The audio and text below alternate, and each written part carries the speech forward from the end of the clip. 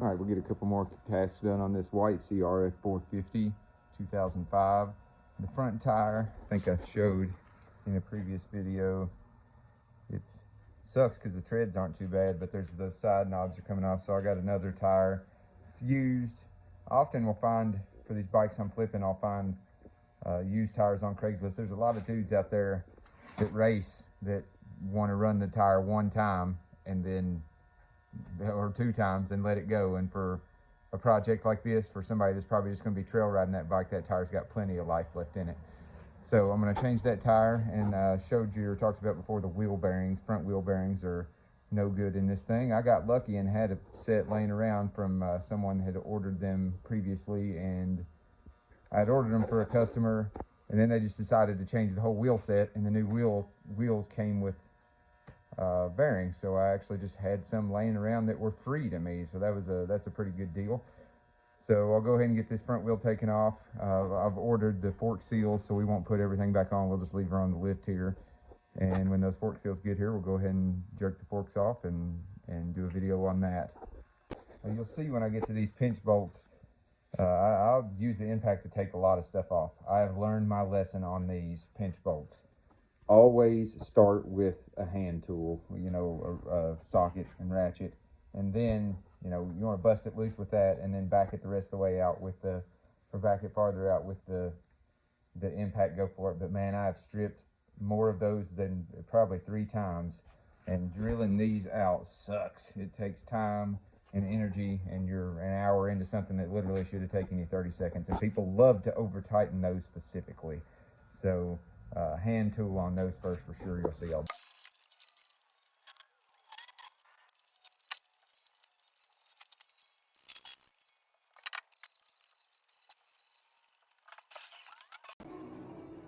All right, I'm getting ready to change this tire. This is not going to be one of those in-depth how-tos. There are too many people that got really great videos that know way more about this than I do.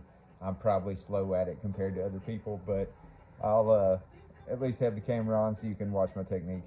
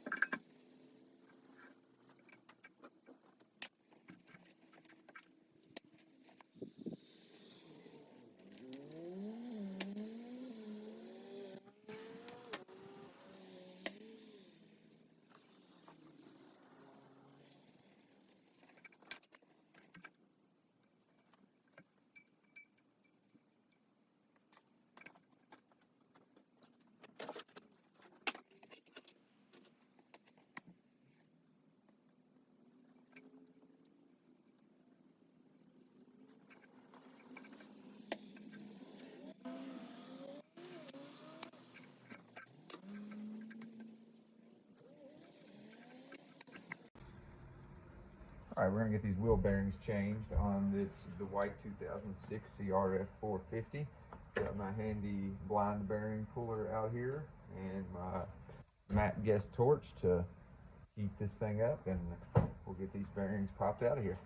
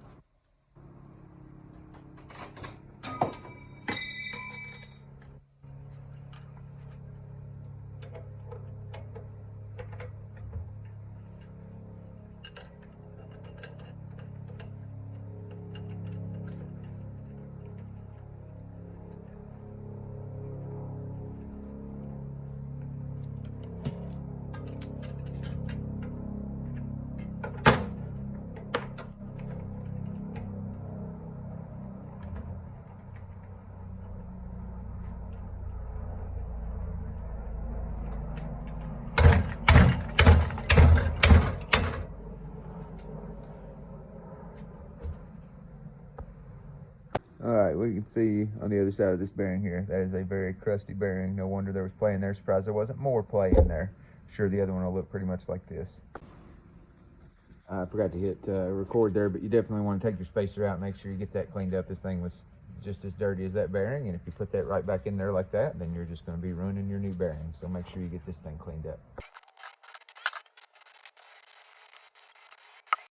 On these front wheels where you only got one bearing per side, what I generally do is instead of heating it up and slide hammering it, this bearing is going to be thrown in the trash anyway. I'll just grab the socket that fits in there the best and just whack it out of there. Should come right out. Maybe.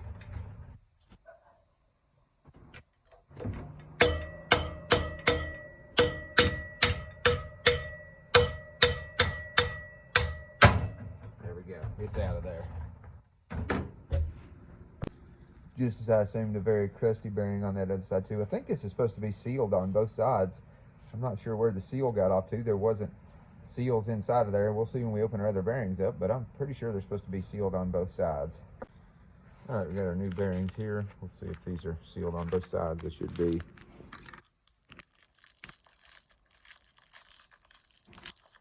Yeah, you probably can't see. Yeah, you can see the packaging there. Yeah, these are sealed on both sides. So I don't know if those other seals just got chewed up or if that was a different kind of bearing or what was going on there. Generally, I would put these in the freezer before install just to make it a little easier with the heat and then freezing the bearings. But I'm in Colorado and it's in the 30s right now, so it could help to have them frozen a little bit more. But these will go in easy.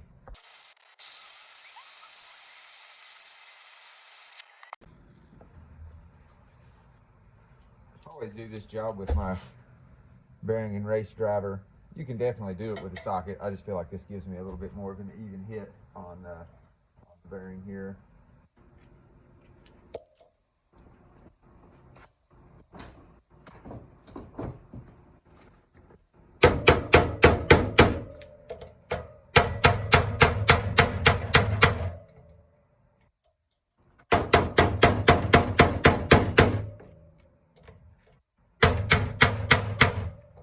I don't know if you could hear it in the camera there though, but when that bottoms out, it'll start making a different, more thuddy sound. So as soon as it bottoms out, you'll know it'll start sounding different. I don't know if I got it on camera on the other side cleaning this part out too, but make sure you do that. Just a little brake cleaner on a paper towel. Get the job done.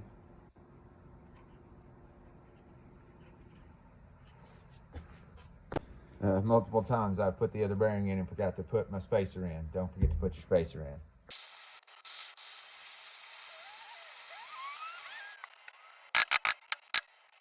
All right, this is why I always keep my old parts. This is the wrong seal. Bearings were the right bearings, seals were the wrong seals. So I'll put this back in the bag and use it in the future. And I think these are all right. They still got the metal piece in them. I'll get these cleaned up and we'll grease these and reuse these instead. Not ideal, but that's what I got sent and it's what I'm going to use. All right, before I mount this back up, we actually got to rebuild those forks anyway, so it's not happening right now. But I'll go ahead and stick my axle in here, make sure it goes in smooth, and make sure I'm not feeling any play in there and that is so different than what it was before. The thing is the tiniest bit of play when you have it right here, when you get all the way out to the end of this wheel, it gets worse and worse and worse as you go out. You can feel it more and more, but right now I'm not feeling anything. So I think these are going to be good. Be much better than it was. All right, we're going to be back to work on the white CRF450R today, 2006. Got our Rocky Mountain order in and some eBay stuff. Got some radiator guards. I took a chance on these radiator guards. It says the part numbers, if you look them up, it doesn't really say that the 2005, 2006 are the same. Like Partzilla, I think, is the best place to look the parts diagrams up because it's got a tab that says fitment. And then when you click that fitment tab, it'll tell you all the other bikes that fits. And the 2006 ones didn't say that they fit the 2005, but I kept looking at them. I'm like, I think these are the same. And lo and behold, I got them and they work great. And honestly, usually these are way more beat up when you buy them used. I got a good deal on those used on eBay. Case saver we needed, sprocket we needed. This washer goes behind the brake pedal, mud flap, clutch cover, gasket. This is that one cam tower bolt I talked about before. I wanted to get the right one for that. Rear brake hose guide, and then the sprocket, there's supposed to be 2 washers on that. But most importantly for the day, fork seals. We are going to get to work on that right now, get these fork seals changed.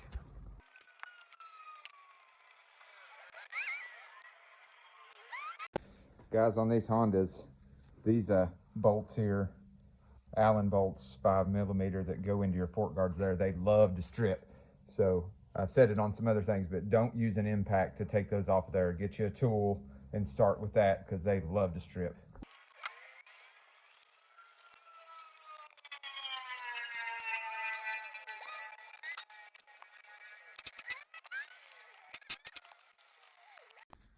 All right, I got my first fork in the vise here. First thing I always do, I don't know if this is required or not.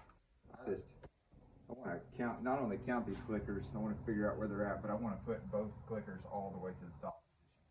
Once again, I'm not sure if that's required or not, but I want to count where they are anyway, so that's what I'm going to do.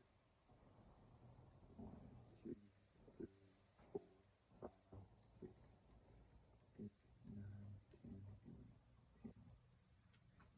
in from all the way out there.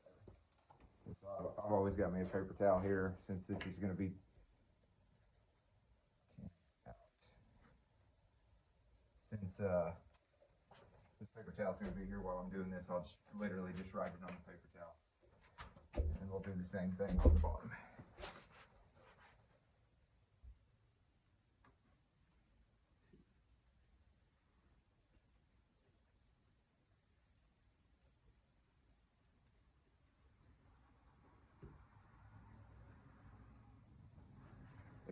On that one.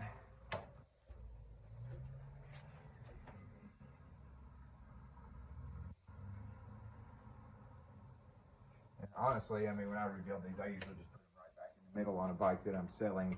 It's hard to say whether they even knew what they were doing with their suspension settings, and plus, it's got all the fluid leaked out of it most likely. So that setting honestly means nothing.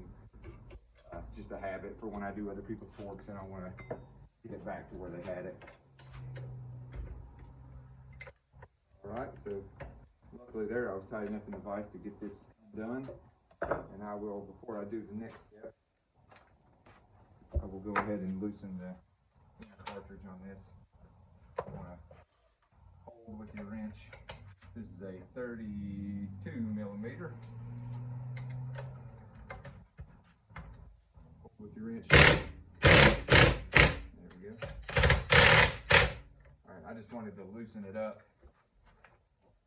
While I had it in this position, we're actually gonna leave it in there for right now and drain the inner part of this fork before we start disassembly. Oh, I forgot to get my drain pan there. I'm gonna grab that. Normally, you'd want to take these bleeders out. We're gonna have to have this turned upside down and put some pressure on it, but it's like this. The cap doesn't want to come off, and the wrench is too thick to fit between. I guess you call it a nut, I'm not sure, but place that you put your wrench onto there. So I don't know what we're going to do about that. I'm going to go ahead and get this thing draining and see if I can get that figured out. But, well,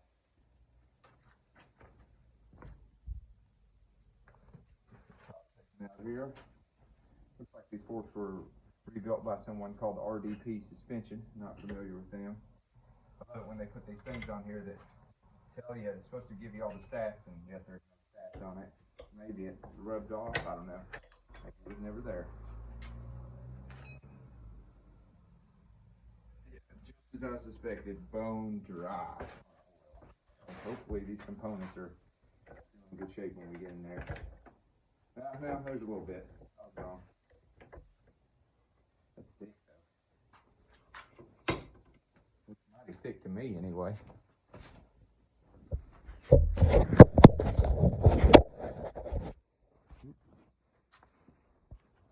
Yeah, that was mighty thick to me. There's actually a lot more in there than I thought there would be, but yeah, I don't know. Maybe this was built for a big fella. Not sure. I'm gonna let that drain and I'll be back in just a second to see if I can figure out what to do about that. Alright, I'll kind of move this up and down a couple of times to make sure everything's out of there, but it looks like, oh no, we got some more coming out now because of that. So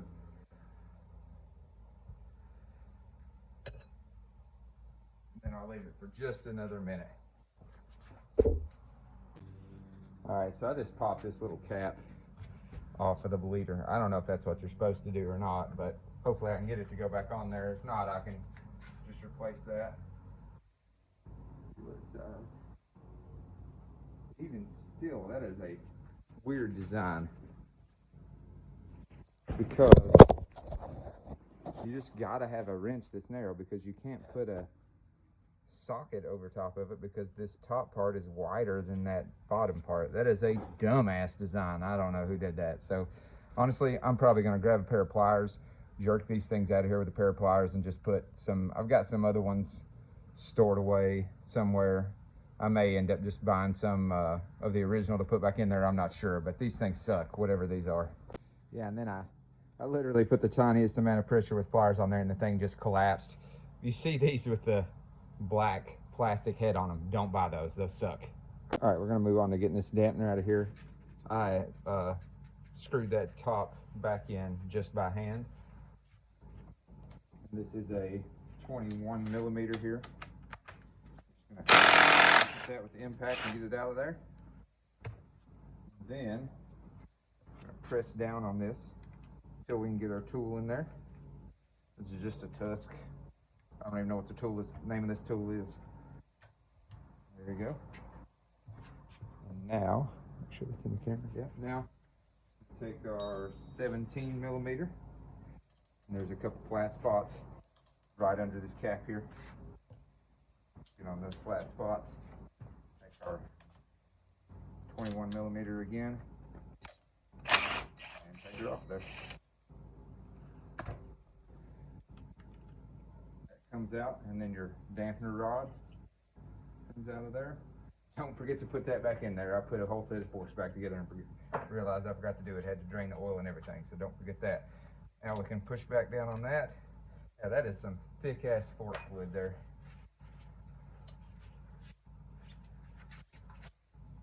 Make sure you're holding it over because it's got a hole in the bottom there holding over your pan. Get it back in the vise.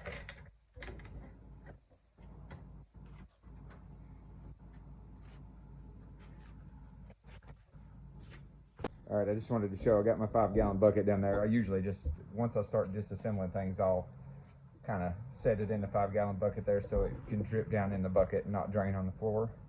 We're gonna go ahead and get this damper rod taken out of here. Just unscrew this top. Actually, I should say, before we do that, let's get the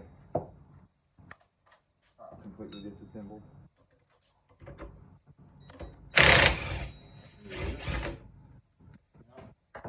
So when you're getting this out of here, I take 2 flat blade screwdrivers. You want to be very careful on these threads here. Always try not to go too far down in there. Just take a flat blade. Also, there's an O-ring there. If you're not replacing that, you do not want to mess that up. So I don't go down on the threads. I try to just get right under that first lip there.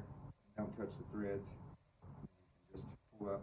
And probably at this point, I'm gonna scrape it with my hand and get it the rest of the way out of there. All right. There's that. Yeah, man, that is thick fork oil.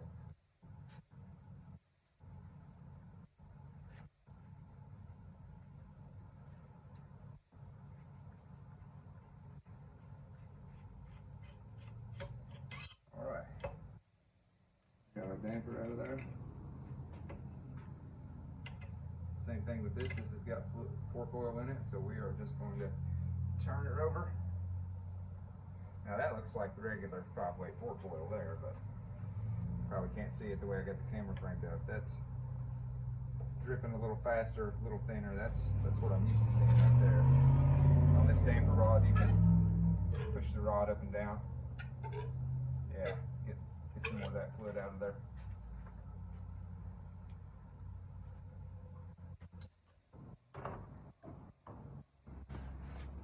Alright, I'll take this whole assembly out of here. And I'm going to put that damper rod in my vise and let that drain completely while I'm doing the rest of this rebuild. So, flip my soft jaws around to a more suitable.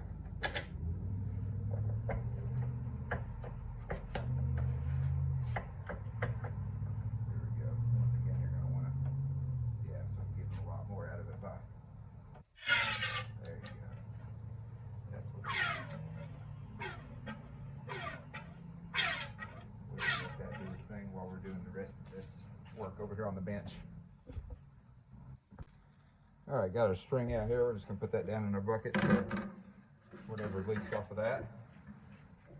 We are going to next take our small screwdriver and pry under the lip of this dust seal here. So I'm gonna even go for a smaller bit than that. There we go. What I don't really do is I stick it straight in and then just rotate it. Just rotate the screwdriver, it'll start pushing it. out a little bit because I'm going to reuse these. They're pretty whipped, but I clean them and they'll be fine. So we don't want to damage them. All right, so that's the tiny screwdriver. So then I'll just work my way up. This one's a little bit wider. Same thing.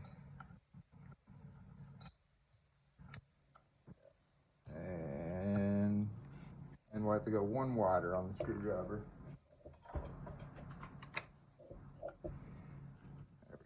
There we go. Now it's out of there. All right, then down in there, the next thing is going to be the circlip. So you'll just take your, see if you can see it or not. Not sure if you'll be able to see that or not, but I promise you it's in there. Just take your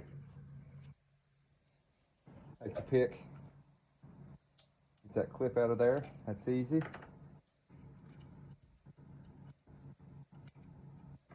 All right, and then this fork can literally just be just as simple. There we go. That's it. All right, and then this outer tube here, I will put down in my bucket to drain. I'm gonna clean that in the parts washer too, along with this here in a few minutes, you'll see. All right, and then the way I like to do this, I've done enough of these so that I know how everything goes back together at this point, but as you take these pieces off, same thing with the screwdriver here. You just go in there, rotate it a little bit, that'll slide right off. So I just lay them on the bench in the order they came off. Bam, straight down there. This one, down there, same thing. And that way I know exactly which order all these flip straight up, back up, and go right back on that fork there. So I'm gonna clean this in the parts washer. You probably don't need to be along for that. And I'm gonna clean this dust seal off, and then we'll get back to the reassembly portion. All right, about to get started on our reassembly here. I got that tube cleaned up and the dust seal cleaned up. So what I'll do is, here's my new fork seal. I'll just take the old one out and place the new one right where that old one was laying in the same exact orientation, so I know how that goes on there. I will take my Maxima 5-weight fork oil. I just got a little cap from a carburetor cleaner here. Just pour a little bit of this in here so I can just get my seals and bushings a little wet with this. I've actually forgot to wipe these bushings off. I'm going to do that real quick too.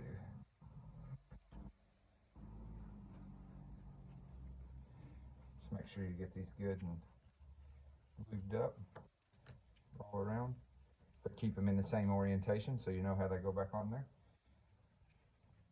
That is, of course, assuming that the last person put this together right, which isn't always true, but in this case it was. Got the old fork oil off.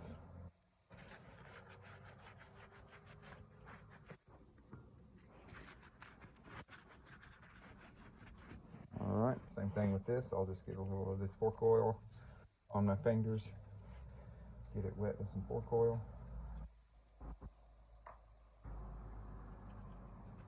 All right, here we go. So I've got my seal bullet on here. Also want to get that wet with some fork oil. Don't skimp on these guys. These are cheap and they make a huge difference. Yeah, you can use that plastic bag trick, but there's no reason to do that when these only cost a few dollars.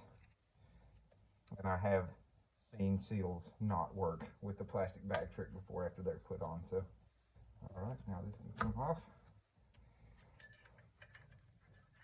And then as I was showing you earlier, I brought this off and laid it straight down like that. So we're just bringing it straight back up.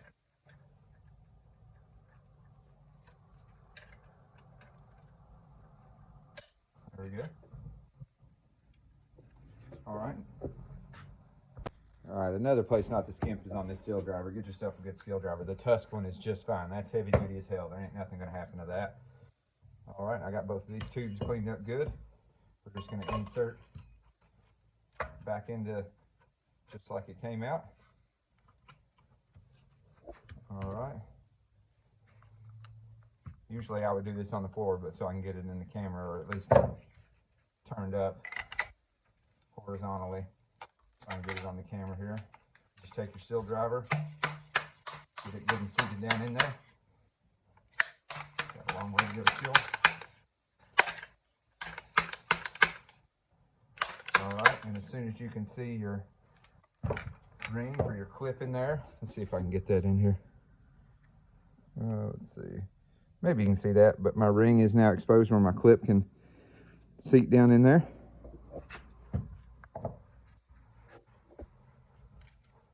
And when this seats down in there, you'll hear it click. So let's see if we can get you to hear it click or not.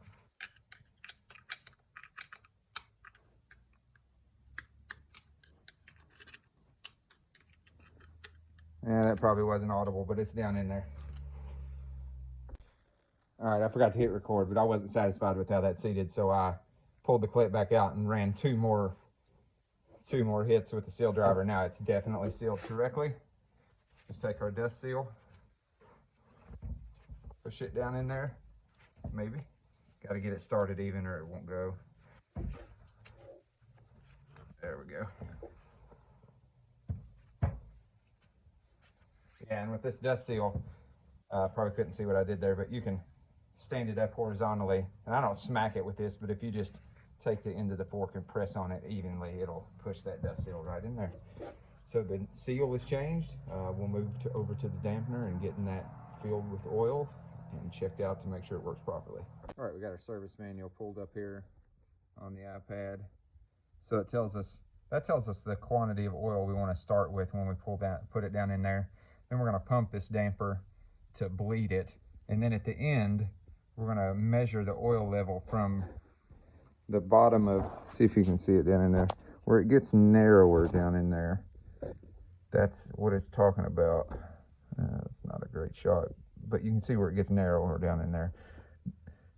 You want to measure it from that part to the top of the oil level. And I got a little trick for doing that. I'll show you here in just a few seconds. All right, you got the 190 milliliters. I don't think that's going to be near enough, but we'll see. Get that poured in there. All right, so I don't usually put every bit of it in to begin with, because when you bring this up for the first bleed, it can push some of it out. Make sure you got your hand, there's two holes on the side here I don't think you can see. Make sure you got your fingers over those, because as you bring this damper up, it can push that fluid all the way up and end up leaking out. And once we pump this a couple of times, we'll add the remainder of that fluid to it.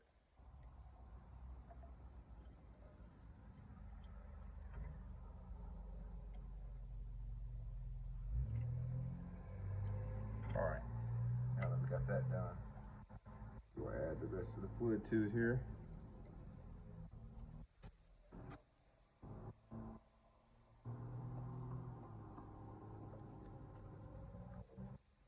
All right, and I'm just going to keep, got this in there, I'm just going to keep bleeding this here until I see all the bubbles are gone, and then I'll bring you back in.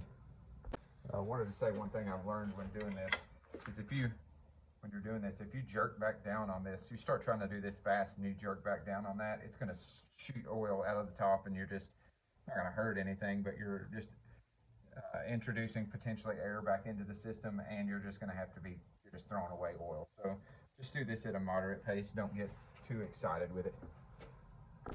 All right, here's my little trick for measuring that fork oil height. This is just an Allen wrench. The height is supposed to be 42 to 47 millimeters.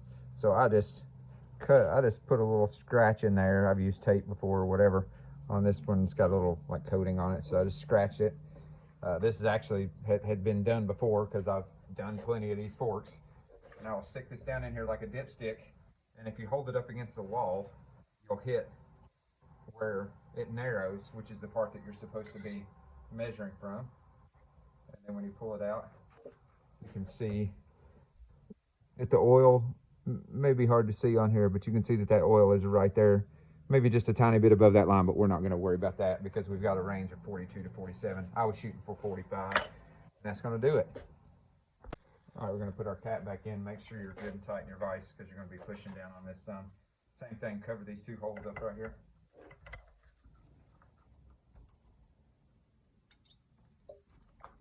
in there.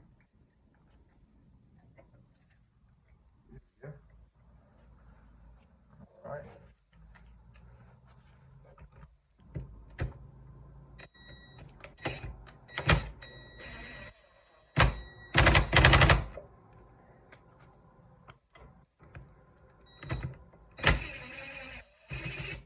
And felt a little funny. Hopefully that was all right.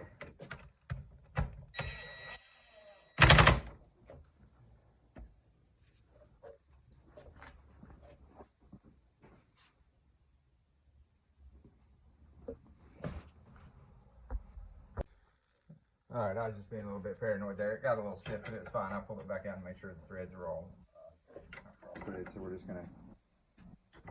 When I was doing it before, I had this on the lowest setting, just going slow. Now we'll just put the final torque on it while holding it. What we want to make sure of here, now that we've got that back together, we want to make sure that this part of the rod down here pushes back out when we push it up. That's exactly what we want right there. Yep, that's it. Sometimes this seal down here can go bad, and the way that you'll know that's the case is when you open this up, if there is no fluid in this damper, it'll leak all out into the fork. That's kind of sucks to change. There's these little divots you got to drill out and take this thing out. It's doable. Done it plenty of times, but not as fun as this for sure. So yeah, just should be resistance there, and that should come back out like that. All right, got the fork assembly back in the vise here. Put that down in there, which I wiped off also.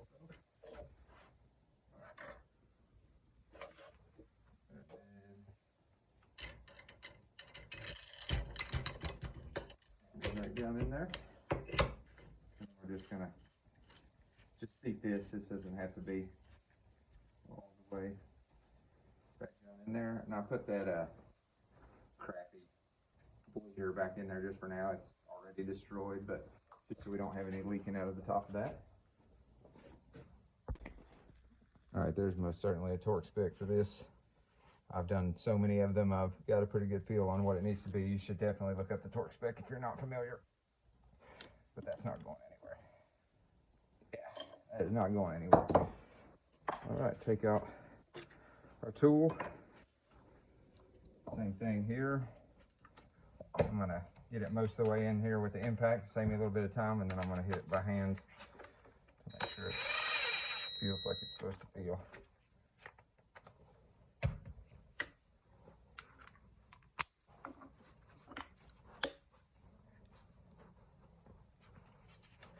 I'm going to grab the axle. Usually what I do is just grab the axle and run it through here so I can get a bite on that. All right, there's most certainly a torque spec for this. I've done so many of them, I've got a pretty good feel on what it needs to be. You should definitely look up the torque spec if you're not familiar. But that's not going anywhere.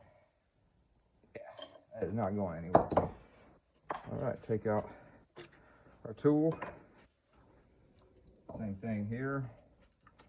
I'm going to get it most of the way in here with the impact, save me a little bit of time, and then I'm going to hit it by hand to make sure it feels like it's supposed to feel.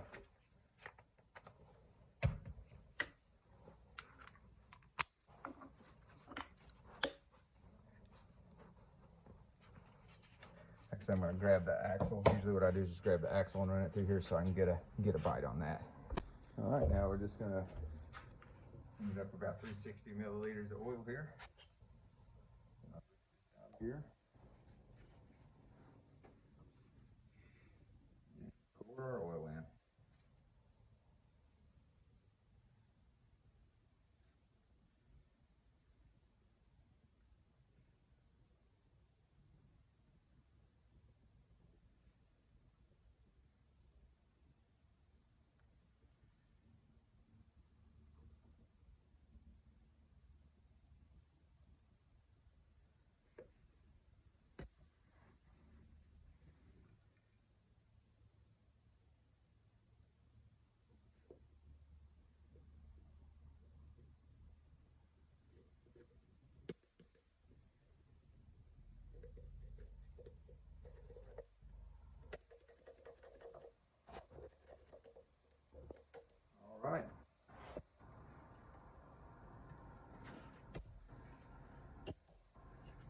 this tightened back down. Get those settings on the clickers. All right, we got all of our parts for the white 2006. I'm just going to start getting some of this stuff put on there. All right, I got that cap put back on, and both the clickers halfway, which 12 on both of them. Felt like the bottom had 25 clicks and the top had 24, but I just set them both at 12 from all the way out. You know, when I'm doing these kind of bike flips, sometimes I wonder, I just did this suspension myself, so I don't know if I should take these stickers off here or not, but some of these companies, if you have the VIN number of your bike, they will tell you what was done with it. Now, obviously, I redid the fork seals here, but I have no idea about the shim stacks, valving, any of that kind of stuff, if they changed any of that. So if the next person that owns it, I usually decide to keep them on there unless I'm like doing a more of a, I hate to use the restoration, but if I'm doing a full build where I'm graphics and all the whole 9 yards, I take them off there. I try to tell the next person. But if you get a bike that has this information on it, obviously this is either worn off or they never filled it in. But a lot of times you can call that company. So if you got a bike like that and you want to know if what they've done to it, call. They've even got the phone number on there on this one. Second verse is the same as the first, so I won't bore you with the whole other one here. I did want to say though, check these clickers on this other fork, and they're about the same as the others. Not super, you know, somewhere in the middle. This is way harder to press than what they normally should be. So that thicker fork fluid there, it's making these things way stiffer than what normally they would be. All right, we got our wheel back on. The axle's in. The nut is tight on this side, but none of these pinch bolts are tight yet. So we want to get this to where these forks are not bound. So the way to do that, give this wheel a spin, slam on that brake right there, and that'll get your wheel, get it centered there. So you got your forks. If you don't get it centered in, the forks can either be pinched in like this or wedged out like that, and then you're just going to ruin those seals and bushings as quick as you put them in there. So big spin like that, grab that brake, and then you can start to tighten those pinch bolts down. All right, these pinch bolts are a place where you do want to use your torque wrench for sure. It's usually 16 to 18 foot-pounds, but one reason you want to do it is as you tighten one up, the other one will get looser. So you want to hit them until you hear the click on both.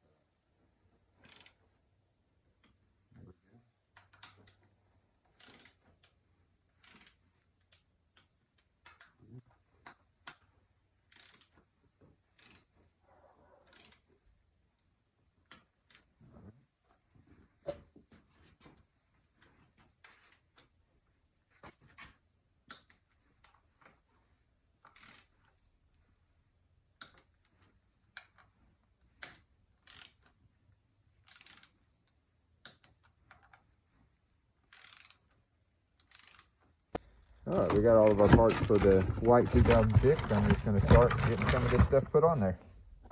All right, this rear brake hose guide was missing, so we got a OEM one of those. I was lucky to have a couple screws just in my parts bin over there that would fit this.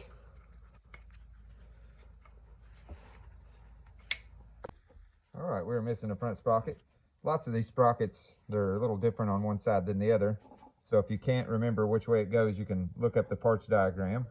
You can see the front of the machine goes that way. So see that the part of the sprocket that sticks out looks like it's this direction. A lot of these also too is pretty obvious because they'll say 13 teeth or whatever. And then the backside won't have, but some of them don't have any markings on them. So if you need to know, you can just usually look up the parts diagram. All right, I mentioned previously that we were missing this inner washer here, so thankfully Honda just writes outside on both of these for you. I'll probably end up replacing this counter shaft seal too. I'm not sure, we'll see, but I'm going to go ahead and put this on there just so keep everything in order. And then when you do this, you want to make sure that this sits inside of that properly, doesn't get off to the side there. So I just usually push it on up against there like that.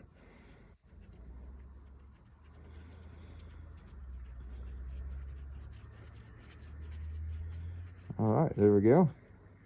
There's a couple ways you can do this. You can wait till you get your chain on there and hold, set the bike down off the stand, hold the wheel, and use your impact or your torque wrench, whichever you decide. I usually, if I'm not putting my chain on yet, then I can use this clutch holding tool, get a lock on the sprocket there, and then run it in with the impact.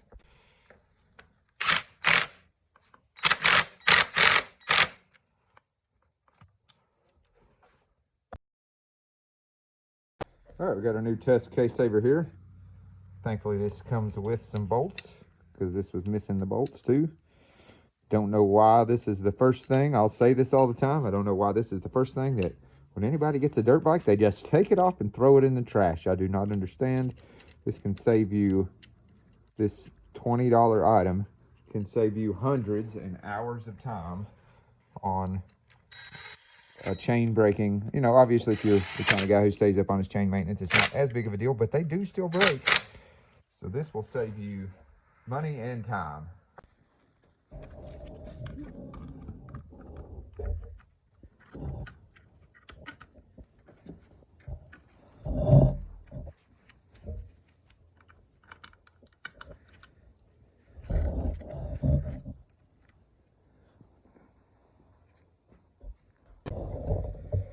I see people put these on wrong all the time. They'll put them on like this, and then they'll put this on the inside of that tab there. This actually goes like that on the outside of that tab, if I can steady the camera here. All right, and then little nipples push in back there. And then when you put your radiator shrouds on, the bolt goes through here and holds both of these things in. Maybe. There we go. All right, gonna go ahead and start getting our clutch side back together. Got to mention before that there was no gasket. They just had some gasket makers, so I gotta get this gasket maker cleaned off of here, and then we've got our new gasket. And I'll do the same thing to the side of the engine case.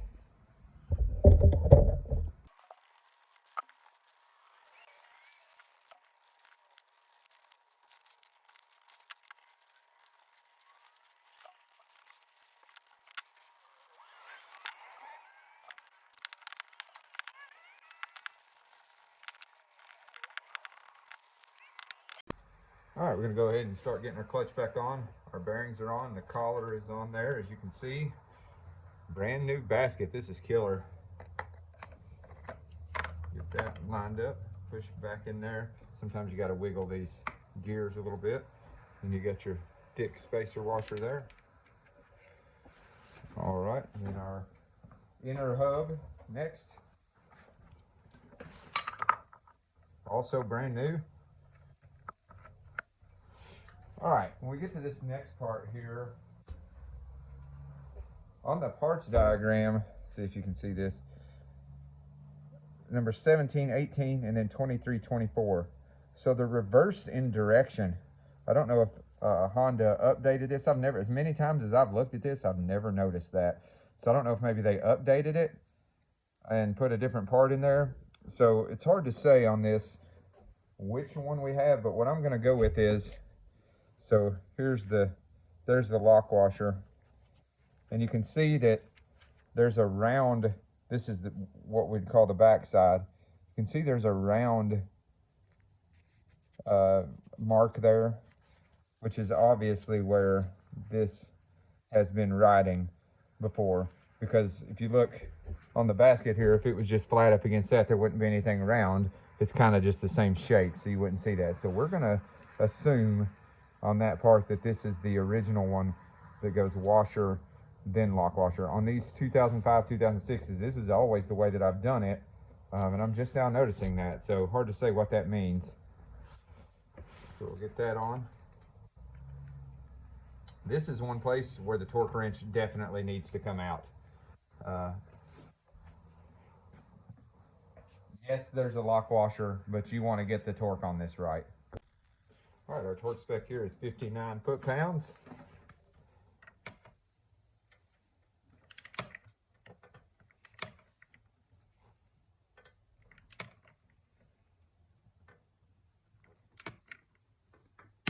There we go.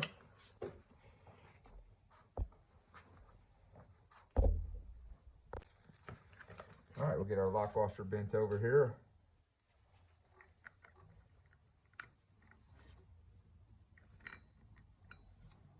All right, looking good. That's not going anywhere. Excellent. Push rod.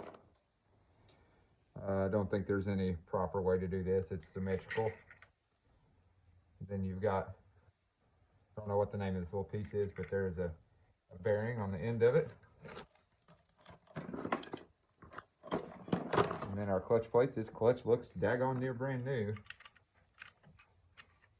Start with the fiber.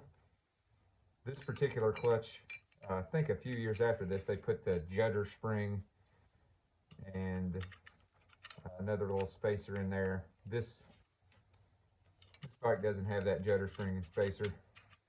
I'm not sure what that does actually, but this clutch is in good shape. I measured the fiber plates. I forgot to do it on camera, but to make sure that they are in spec, and they are. All right, I'm going to put the pressure plate back on here and I can't seem to get it to seat. Well, what could be causing that? So sometimes when this arm over here, is that in the frame? Yeah, well, this arm over here gets out of whack. See, as soon as I pushed it right past where it needed to be, then the plate will snap in to where it needs to be. This is another place where a torque wrench probably isn't a bad idea. I've done so many of these pressure plates at this point. I've got a really good idea of how to just get it done by hand. But if you don't have experience with this, definitely get your torque wrench out on this. I've snapped, in my earlier days, I've been fortunate when it did happen that the bolt head was what snapped and it didn't break the blasket. But these are soft aluminum, so don't over tighten these. All right, I'll use my impact here to get these snugged, but I will not tighten these. I will not tighten them with the impact. Only get them evenly snugged down just till it stops. There you go. Just barely pressing that impact button. It stops, and we'll go back with the hand driver and get them actually tightened.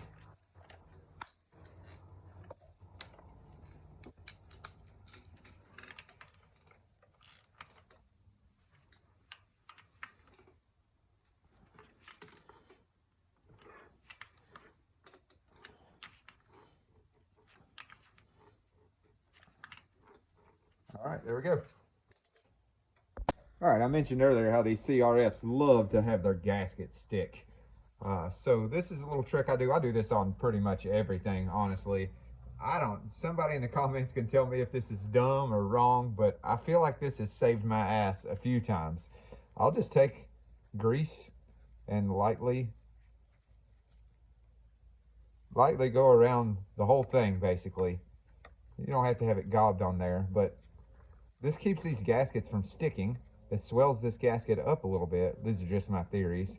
Swells this gasket up a little bit for a little bit better seal. And then, I've rebuilt so many motors. Sometimes stuff has to come back apart. No matter how good you are, no matter how much attention you pay to things, sometimes something gets missed or something isn't right, and you got to take it back apart.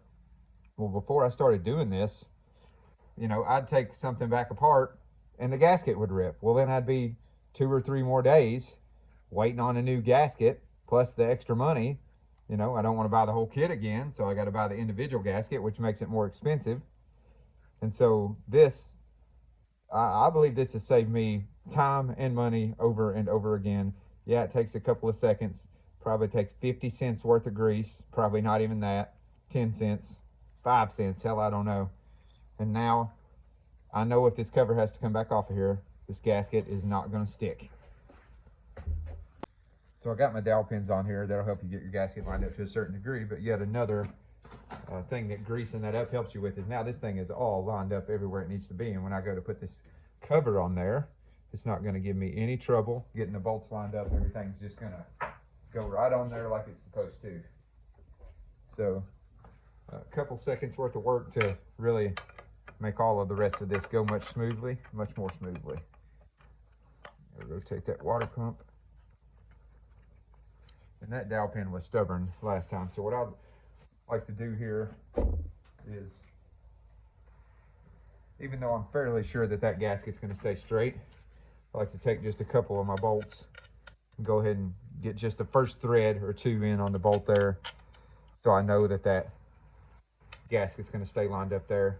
Doesn't have to be every one, but maybe every second or third one, some on the bottom, some on the top. And that way I know I'm not going to have a problem with that gasket slipping out of where it's supposed to be, because back in the day I definitely had some. I'd get the case all the way back on, put oil in it, and I'd pinch the gasket somewhere and I didn't notice it. So that's not what you want. It's a longer one. Let's see. Maybe this is a shorter screw here. Yeah, it's a shorter screw.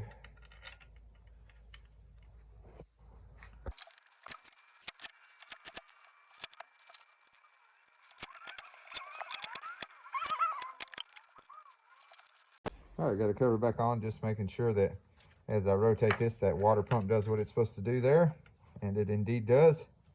Everything looks good. All right, I'm having to go back over a lot of these bolts here. If you'll see on the unthreaded part here, see how that one's a little longer than the other. I'm pretty sure that the shorter ones all go in the outer hub here, and the longer ones all go in on the actual case part. Could be wrong about that, but I'm pretty sure about that. I had them organized the way that I took them off there, but I think whoever did this before me didn't pay attention to it. All right, another piece we were missing on this bike was the washer that's supposed to go between these two spots right here. So we got us a Honda OEM washer. I probably could have went to Home Depot and found the right thing and saved myself a little bit of money, but that would have cost me time. So, all right, that goes in there. We got some grease on our bolt here.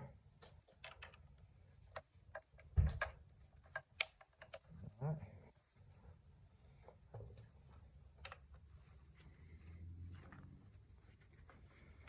Maybe.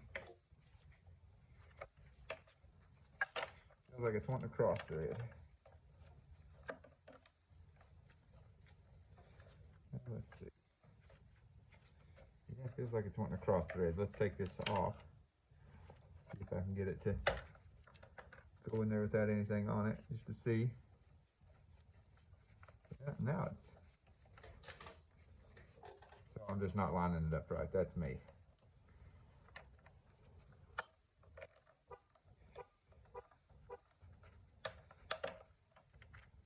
Actually, I know what it is. Sometimes when you don't want to put this bolt all the way in like that.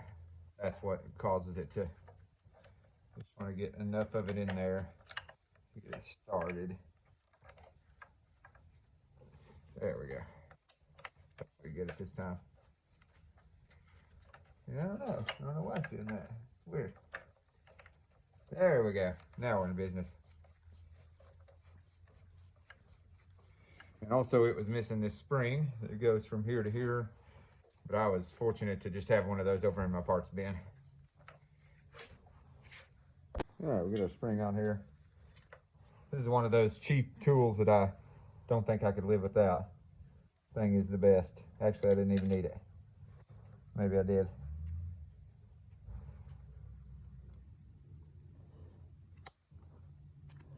Maybe. There we go. All right, excellent.